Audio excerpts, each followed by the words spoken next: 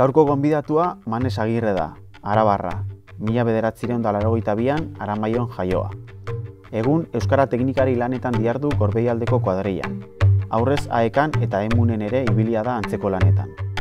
Euskarak ardazten du bere bizitza, esparru profesionalean zein militantziari dagokionean ere bai. Bertsolari giza ere ezaguna da Manes, Arabako txapela jantzitakoa. Gaur begirada arabarba dakarkigu plaza hutsera, gurekin Manes Agirre. Bueno, kaixo Manes, ongi etorri plaza hutsera, eta gaurkoan euskaratik begiratuko diogu aro politiko eta sozial honi eta erregintzari. Bueno, Euskaraldiaren bezperetan gaude, soziolinguistika klasterrak publikatutako inkesten emaitzak ere mahai gainean daude, eta hor antzematen da euskararen erabilerari dagokionez joera aldaketa batzuk, ez? Nola antzematen duzuzuk euskararen aldeko energia soziala eta zertan da zure ustez momentu honetan euskalduntze prozesua? Bueno, galdera potoloa da. Ez dakit, nik perspektiba daukat eta da nik nire ingurunetik ezagutzen dudana, ez? Arabako ingurunetik. Dena dela, partikularismoetan gelditu gabe, saiatuko naiz pixkat hausnarketa orokor bat egiten. Bai, bueno, azkeneko 4-5 urteak nahiko intensoak izan dira, batez ere euskalgintzaren eta euskararen aldeko mugimendu sozialaren hausnarketa mailan, ez? Askotan aipatu da, bidegurutzearen gai hori, euskararen aldeko borroka ez instituzionala, geldi dagoela edo norabide falta batekin. Nik esango nuke hausnarketa horiek garrantziak kendu gabe, hausnarketa horietako asko etorri direla belaunaldi igual zaharrenetatik, ez? Eta, bueno, belaunaldi gazteagoek igual beste modu batean begiratzen diotela borroka horri, beraien energia beste modu batean kanalizatzen dutela, eta hori ere zilegia dela, ez? Orduan, bidegurutzea entzuten dudanean, eta oraindik ere entzuten da, eta orain gero eta gehiago entzuten da bidegurutzetik irtetzen ari garela, ez? Eta euskaralde aipatu duzu, eta hori izan daitekela bide bat hortik irtetzeko. Bueno, matizatuko nuke pixka bat, ez? Hamarkada luzetan jende askok lan egin du, lan handia egin du, eta lan egiteko estilo bat egon da, ez? Baina nik uste du generazio aldaketa gauzatzen ari dela, eta bidegurutzearen gakoetako bat hori dela, ez? Orduan,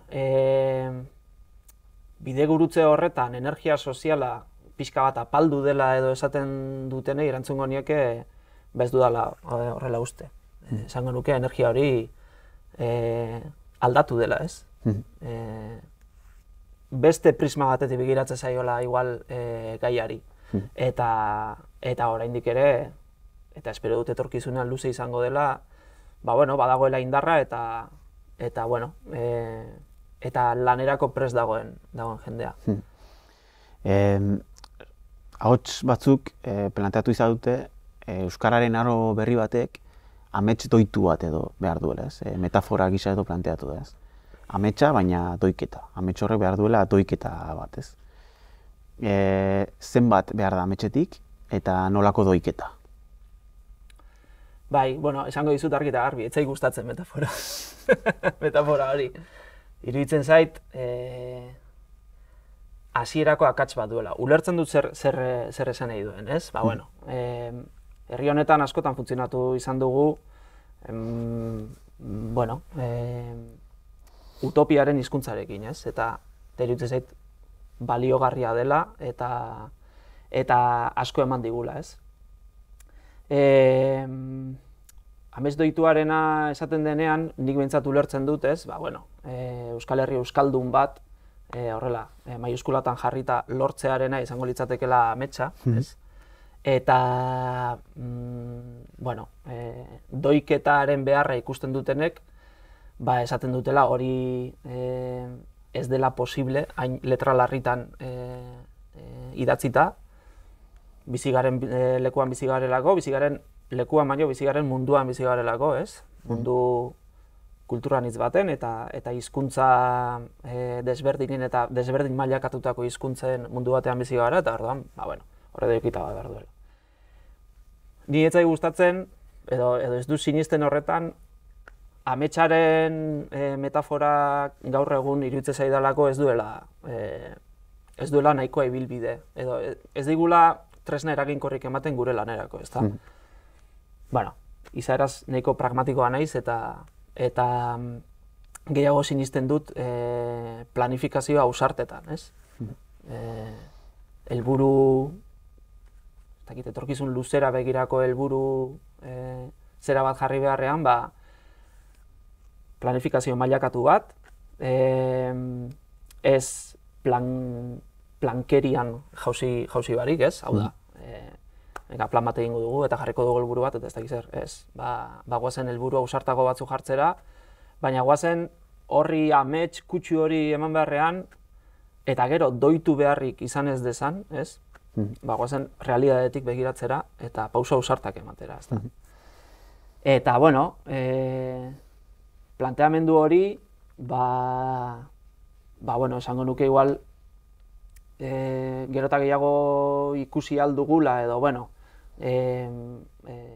badagoela, baina oraindik ere funtzionatzen dela beste inertzia horretatik, eta asko erabiltzen dela ere bai, barne eztabaidak probokatzeko, ez da? Batzuk esaten dute helburua X izan behar dela, eta beste batzuk esaten dute itxoin hori ez da realista, ez dakiz, hor trampa badago, ez? Orduan, beste ikuspegi hori defendatzen dut nik, ez? Politika ausartagoak, neurtu beharrik gabe, baina errealistak. Azkenengo hamarraldietan, esaten da, ez, herri honek hizkuntza berreskuratzeko egin duen ibilbide hau erreferentziazkoa dela, ez, edo oso garrantzitsua eta paradigmatikoa izan dela, ez, eta kanpoko beste hiztun komunitate minorizatu batzuentzat eredugarriare izan dela, ez. Euskal Herriko pixka begiragatik eta euskalgintzan dabiltzan eragile persona ezberdinen ikuspegitik, segurazki asko azpimarratzen da hizkuntza politika ofizialen eta herri mugimenduaren ekimenen artean egon diren talkak, ez? Eta askotan elkarri bizkarra emanda ere aritu izan direla, ez? Aurrera begirakoan, ez? Euskararen aro berri baten edo euskalduntze fase berri baten, zeinek izan beharko luke zure ustez elkarkidetza emankor baterako zoru komuna edo, ez? Instituzioen edo instituzioen eta herri mugimenduaren edo gizarte zibilaren ekimenaren arteko.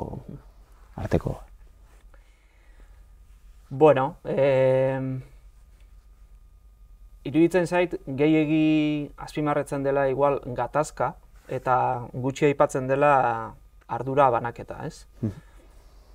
Badakigu ardura banaketa horretatik etorri dela igual eztabaida gehien, ez? Historikoki euskalgintzak edo herri mugimenduek hartu dute ardura bat igual administrazioak hartu beharko lukeena. Historikoki esan nahi dute azkeneko hamarkadetan, orain dela gutxi arte edo esango nuke. Eta horrek eztabaida sortu duela eta gatazka hori asko hortik etorri dela, ezta? Eta esango nuke oraindik auzi hori oraindik konpondu gabe dagoela. Benetako administrazio euskaltzale bat eukiko bagenu, euskalgintzak igual ez luke eukiko besteko beharrik ardura horiek bere gain hartzeko, ezta? Hortik datoz reibindikazioak eta gatazka egiturri izan da hori asko, ez? Orduan, gero ere bai egia da administrazioak ardurak hartu izan dituenean eta bere gain edo sinistu duenean euskalgintzan edo euskararen normalizazioan paper bat duela, joera izan duela meritu horien inguruko, ez dakit, propaganda handi xamarra egiteko, ez. Orduan, esango nuke, aurrera begira zer nahiko nuke nik, zoru komunaren idea horri buelta bat eman da, ardura banaketa erreal bat gauzatu beharko litzateke. Hau da, gobernuak hartu beharko luke gaur egun nahiz eta kontrako esan hartzen ez duen paper bat, euskararen normalizazioan, eta da administrazio euskaldun bat behartu behar duela. Eta behartu esaten dut konsekuentzia guztiekin, ez? Ba, bueno, egin behar duela lan, eta bai ikuspuntu normatibotik, edo ikuspuntu sozialetik, edo nahi denetik, eta bueno, hizkuntza gutxitu baten administrazioaren ordezkaritza gorena daukanez, Jaurlaritzari buruz ari naiz, izan beharko lukeela administrazio horretan, hizkuntza gutxitu horri behar duen estatusa emateko lidergoa, ez? Eta aldi berean, eskertuko nuke, egingo balu humiltasun ariketa bat, ez? Hau ja plano, pues ez dakit, ez nuen esatera emozionalean, baina komunikatiboan igual bai, ez? Administrazioa da tresna bada, herriaren tresna bada, ez? Zerbitzu bada, zerbitzu publiko bat, eta izaera hori asumitu behar du. Lan egiten baldin badu, da hala egin behar duelako, ez hala erabaki duelako, ez? Orduan, humiltasun ariketa horrek, pixka bat, ardura banaketarekin ere badauka zerikusia, ez? Ardura batzuk asumitzen dituzu, eta horrela egiten duzu. Eta aitortzen diozu, pixka bat etorkizunera begirako planifikazio hori egiterakoan, herri mugimenduari betidanik izan duen lidergoa eta etorkizunera izan beharko luke, ez? Izan ikuspuntu akademikotik, hau da, zer egin behar dugu, ze hausnarketaren ikuspuntutik, edo izan jendartean pizgarri delako, ez? Gaur egun jendea mugitzen duena ez da administrazioa, herria da, ez? Orduan, bakoitzak bere ardurak modu konsekuente batean hartu beharko lituzke, batzuk humiltasun ariketa bat egin eta beste batzuei benetan historikoki eduki duten eta etorkizunean eduki beharko luketen lidergoa aitortuta, ez? Eta gero, oinarrizkoa iruditzen zait, ardura banaketa hori ondo egin ondoren, planifikazio komun bat eta ausart bat egitea, buelta emateko egoerari. Bada, esaten duenik, momentu honetan, badagoela herri imaginario edo herri iruditeria oso baten agortze bat edo, ez? 20. mendearen pixkat, edo 20. mendean abertzaletasunak eraiki duen herri imaginario horren agortze zantzu batzuk ikusten direla, ez? Belaunaldi gazteengan eta bar, ez? Mundua dagoen bezala, ez? Esan genezake, zabortegi handi badela momentu honetan mundua, ez? Eta 20. mendeko ikuspegi iraultzaile horietatik edo, ez? Edo utopia horietatik edo ametso horietatik irrekonoziblea den mundu distopiko batean bizi garela, ez? Zein izan beharko litzateke zure ustez euskarak edo zein izan ahalko litzateke euskarak, euskaltzaletasunak, herri identitate emantzipatu bati, ez? Euskaltasun berri bati, herri nortasun berri bati eman ahalko liokena, ez? Bueno, bai, jaso dugu herentzia oso potoloa 20. mendetik, ez? Baita euskalgintzan ere. Eta oraindik hor dago, 20. mendea bukatu zenetik ez da denbora asko pasa hausnarketa mailan, ez? Eta denbora beharko du. Ni iruditzen zait, burujabe izateko borroka ardatzetako bat dela borroka linguistikoa, herri burujabe bat izateko. Igual, ausartuko naiz esaten 20. mendean gehiegi azpimarratu dela hori igual. Euskararen aldeko borroka euskalduntasunarekin lotzea, euskal identitatearekin, eta topatu behar ditugula beste borrokekin loturak, ez? Gaur egun gizartean pilpilean dauden auziekin, ez?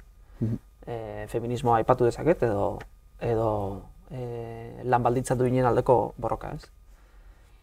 Azkenean gizarteko loturak artikulatzen dituen gauza bada hizkuntza, bai? Eta, bueno, norbera zer eta nor izan nahi duen horretan eragina izan dezake, baina egunerokoan bere buruan nun kokatzen duen eta nolako mundua nahi duen pentsatze horretan ere eragin zuzena dauka, ez? Norbere hizkuntzaren aldeko borroka iruditzen zait dela munduan kokatzen zaituen borroka bat, ez? Eta bueno, plano aldaketa bat beharko bagenu, hau da, lehen aipatu dudan, bueno, euskalduntasun totemiko horrekin bakarrik lotu beharrean euskararen aldeko borroka, bueno, asko entzuten da, ez da ezer berria esango dudana, justiziaren planoarekin, justizia sozialaren planoarekin lotuko nuke hizkuntzaren normalizazioa, ez?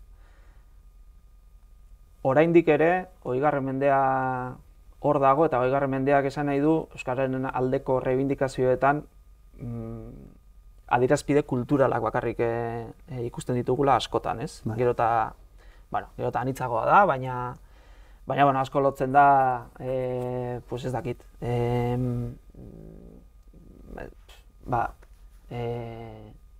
zer garen erakutsi nahi horrekin, ez? Munduari erakutsi nahi horrekin, nondik gatozen, eta pixka bat atzera begira, eta reibindikazio horrekin, ez? Eta nahi gabe ere, belaunaldi aldaketak nik uste dut, belaunaldien joera berriak nik uste dut lagunduko dutela hori pixka bat atzean uzten eta erakusten, igual ez daukagola hainbesteko beharrik hori erakusteko jendeari, ez? Konplexu horiek edo, ez dakit konplexua diren, baina gure buruari egozten dizkiogun gutxiagotasun horiek ja atzean uzten hasi behar dugula. Eta igual komeni zaigula nabarmentzen hastea ze espazioetan ez gauden eroso, ez? Adibidez, gaztelaniaz bakarrik funtzionatzen duen espazio batean, ez? Hau da, munduari begiratzeko modu berri bat ekarri beharko luke, ez? Eta mundu honetan, bizigaren mundu honetan, eta inguratzen gaituzten estatu bien joerak ikusita, euskarak estatua behar du? Hori galdera hori, euskalgintzan eta ari da pixkat, ez? Jende batek egin izan du, ez? Pertinentea galdera hori, bat, eta galdera hori erdigunean eta plazan jartzeko garaia da, nola ikusten duzu?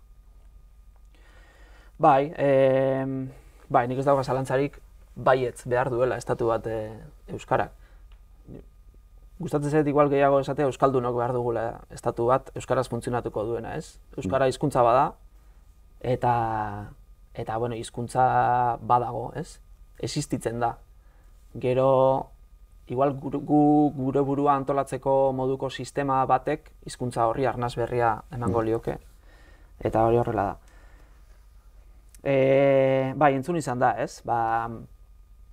Estatu bat lortu ezkero horrek ez lukeela zertan derrigorrez hizkuntza baten biziraupena ziurtatuko, eta ez dakit zer. Esango nuke gaur egun munduan leku bat izateko eta kokatzeko eta burujabe izateko egitura politiko eta administratibo eraginkorrena estatua dela. Eta horrez zerikusi eta lotura zuzena duela herri horrek harremanak artikulatzeko daukan moduarekin, eta modu hori da hizkuntza, ez? Katalanek ez daukate inolako dudarik. Uste dut iaz izan zela, urriaren bateko galdeketaren aurretik, eta pixka bat horren inguruan, testu inguru horretan, Plataforma de la Lengua erakundeak, da pixka bat, Katalunian hizkuntza normalizazioan herriaren ikuspegitik lan egiten duen erakunde gorena, un estat a favor kanpaina atera zuen, pixka bat esateko, katalanaren normalizaziorako estatu batek ze eraginkortasun, estatu bat estatu burujabe bat lortzeak zer eraginkortasun izango lukeen, ez? Ba, bueno, plano askotatik, ez? Eta gaina ondo argumentatuta, ba, bueno, hezkuntzaren ikuspegitik, lege propioak izatearen ikuspegitik, kanpotik datorren jendeari harrera egitearen ikuspegitik, plano desberdinetan behikularra izango den hizkuntza bat lortzearen ikuspegitik, ez?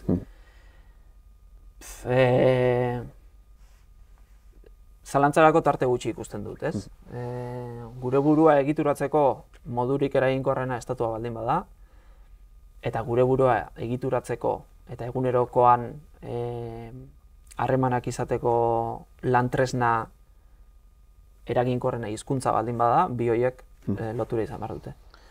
Eta azken galdera bat, zu arabarra zara, Araban diharduzu euskara teknikari lanetan, nola ikusten da ertz horretatik Euskal Herria, zer diosku begirada horrek? Bueno, periferia, ez dakit periferia garen, baina bueno, baditu berezitasun batzuk, ez? Euskarak egoerarik makurrenetakoa zuen, garai batean zuen lurralde historikoa gara, nahiz eta lurralde historiko horretan ere barruan diferentzia handiak egon. Bueno, segun ze eskualdetakoa eta ze ingurunetakoa zaren, edo Gasteizekoa zaren, ba, bueno, desberdina da. Baina, bueno, bai, hamarkada gutxitan salto handia eman da, eta lan handia egin den seinale da, eta bueno, gauza batzutan asmatu den seinale, ez? Ze ekarpen egin dezakegun? Ba, bueno, esango nuke, nahiz eta aurrera pauso handiak eman, guk gauzak egiteko, igual asko esatea da, baina estilo bat badaukagula, ez da? Eta da, bueno, askotan aipatu da, ez? Igual, eremu batzutan, euskaldunen komunitatea eta erdaldunena edo euskaraz ez dakitenen komunitatea oso banatuta egon direla, ez?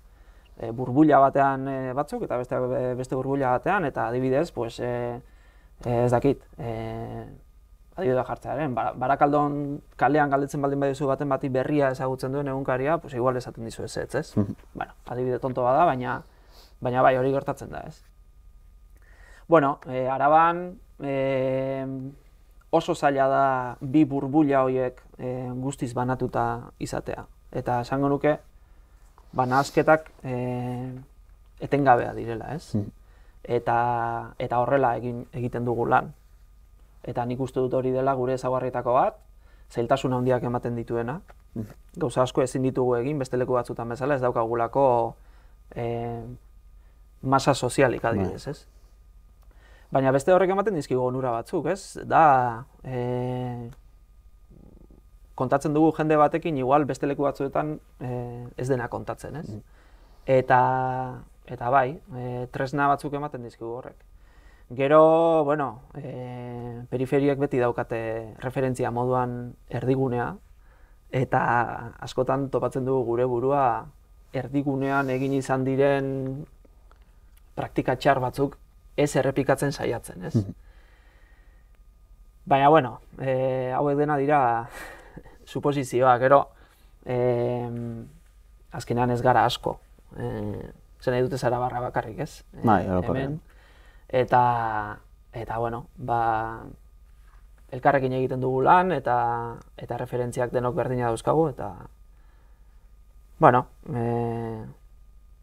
geldituko ez den lan bada, eta oraindik hamarkada luzeta iraungo duena. Ados, jarraituko dugu lan guzti horren gainean gogoetatzen, eta datozen hilabetetan ikusiko dugu bidean elkar. Eskerrik asko gurekin izatearen, zuei, eta hurrengo arte. Agur.